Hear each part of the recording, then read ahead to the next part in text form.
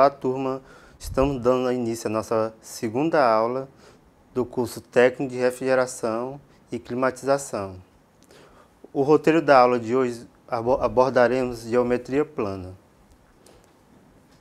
Inicialmente, vamos começar com a definição de semelhança de triângulos. Dois triângulos são semelhantes quando os vértices A, B e C são correspondentes. No slide aí vocês podem observar que temos dois triângulos. Esses dois triângulos têm em comum os ângulos. Quando eu tenho dois triângulos com ângulos iguais, vamos ter uma razão de proporcionalidade. O lado AB e a linha B', eles são proporcionais. E destaquei aí os lados que são iguais, diferenciado pelas cores. O lado AB e a linha B', eles são proporcionais. E o lado AC e o lado A', C' também são proporcionais, certo? E quando isso ocorrer, vamos ter uma razão de proporcionalidade entre os triângulos. Vamos a um exemplo prático. No exemplo, eu tenho dois triângulos onde os ângulos são iguais e os lados são proporcionais. No caso, vamos ter a relação A'B' sobre AB igual a B'C' sobre BC e A'C' sobre AC, que vai ficar 4 sobre 8 igual a 5 sobre 10 igual a 3 sobre 6. A razão entre os lados desses triângulos vai ser 1/2. Vamos abordar agora o teorema de Tales.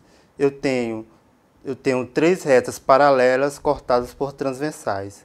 Quando isso ocorrer, eu vou ter segmentos proporcionais. Você pode observar aí no slide, onde as retas vermelhas são paralelas e ela é cortada por duas retas transversais. Aí eu vou ter o segmento AB sobre BC igual a B' sobre B'C'. Vamos a um exemplo prático.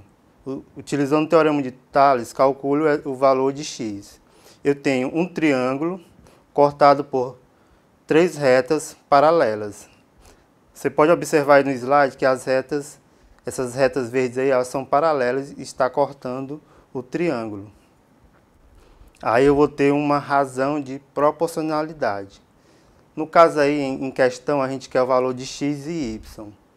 Como eu sei que esse triângulo é cortado por retas paralelas, eu vou aplicar o teorema de Tales, que vai ficar x sobre 6 igual a 10 sobre 8, que vai ficar x sobre 3 igual a 5/2, 2x é igual a 15, x é igual a 7,5.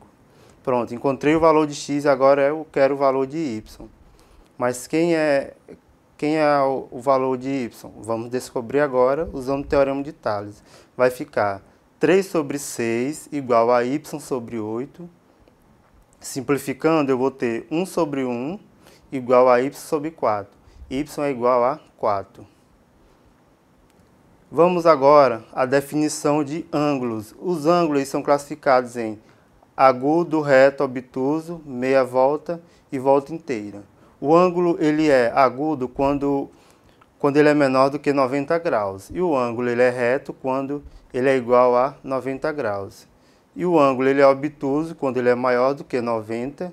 E o ângulo ele é de meia volta quando o seu ângulo é igual a 180 graus. Temos também o ângulo de volta inteira, que é quando o ângulo dá uma volta completa, formando um ângulo de 360 graus. No slide aí vocês vão observar a definição de cada ângulo.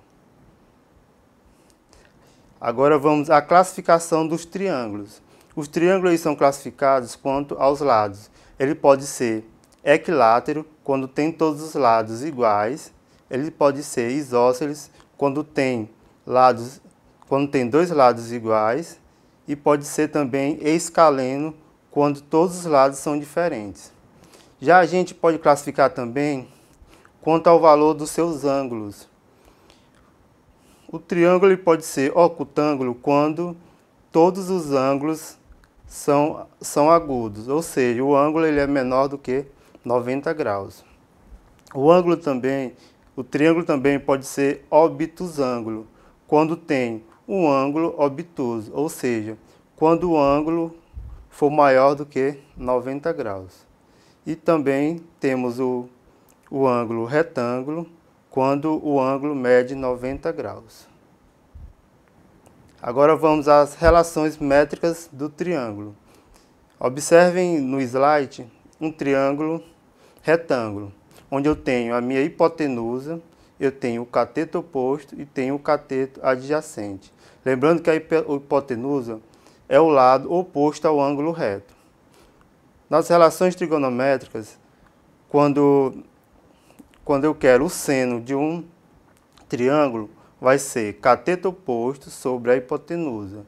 Neste exemplo aí, o cateto oposto ao ângulo alfa será o B e a hipotenusa será o valor A. Temos também o cosseno de alfa, que é cateto adjacente sobre a hipotenusa. O cateto adjacente vai ser C e a hipotenusa será o valor A. Temos também a tangente de alfa, que é cateto oposto sobre o cateto adjacente, onde o cateto oposto ao ângulo alfa será B sobre C. Observem aí a tabela das relações trigonométricas, onde o seno de 30 graus é 1/2, o seno de 45 é raiz de 2 sobre 2, e o seno de 60, raiz de 3 sobre 2. Temos também o cosseno de 30 graus, que é raiz de 3 sobre 2. Temos também o cosseno de 45 graus, que é raiz de 2 sobre 2. E o cosseno de 60, que é 1/2. Temos também a tangente de 30, que é raiz de 3 sobre 3. E temos também a tangente de 45, que é 1. E temos também a tangente de 60, que é raiz de 3. É importante você aprender os valores desses ângulos, tanto para o seno, cosseno e tangente, para que você possa resolver uma questão que envolva a definição de ângulo de um triângulo. Vamos imaginar agora um triângulo retângulo, certo? Observem aí no slide. Pegamos um triângulo retângulo e traçamos uma altura, representada pelo H. Quando a gente pega um triângulo retângulo e traçamos a altura, eu vou ter os lados A, B e C e vou ter as projeções M e N.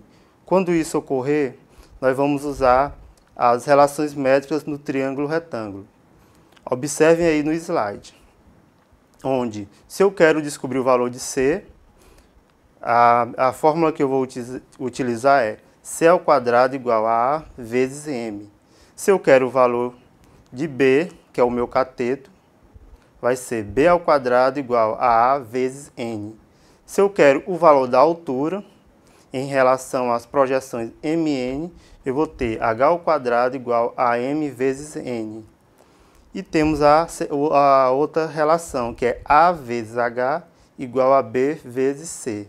Você vai utilizar essas fórmulas de acordo com os dados que a questão lhe dá.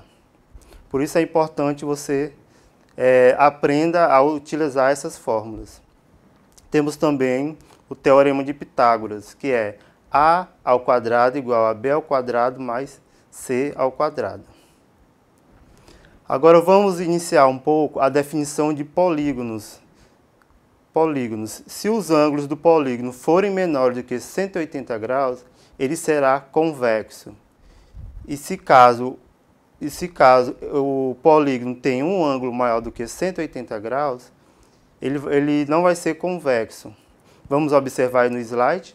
Eu tenho um exemplo de polígono convexo, onde eu tenho os ângulos 135, 90 e tenho dois de 90 graus.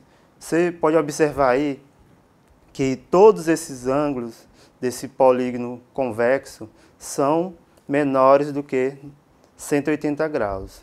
E mais abaixo temos um outro exemplo de um polígono não convexo, onde se você for observar essa parte mais curva, o ângulo ele é maior do que 180 graus. Agora vamos à definição de soma de ângulos de um polígono, que ela é dada pela seguinte fórmula. S é igual a n menos 2 vezes 180, onde n, quem é n? É meu número de lados. Ou seja, se eu tenho um polígono onde eu tenho o número de lados e quero descobrir a soma dos ângulos, o que é que eu vou fazer? Vou pegar a fórmula S igual a n menos 2 vezes 180 graus. Outra observação que temos que observar é que o ângulo para o cálculo do ângulo interno, basta dividir a soma dos ângulos internos pelo número de lados de um polígono. Vamos observar aí no slide a definição. Temos ângulo interno é igual a SI sobre N. Quem é AI é o ângulo interno.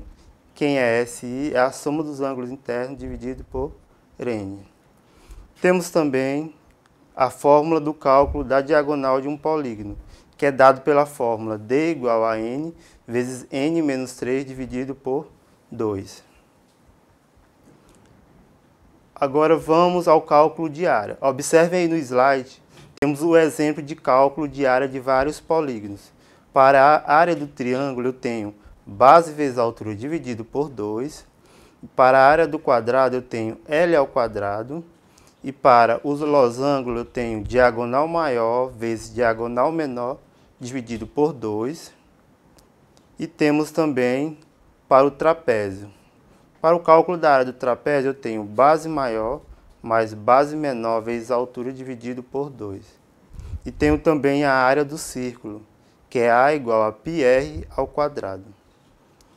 Temos também a área do hexágono, que é 3L ao quadrado raiz de 3 sobre 2. E temos também a área do triângulo equilátero, que é L ao quadrado raiz de 3 sobre 4.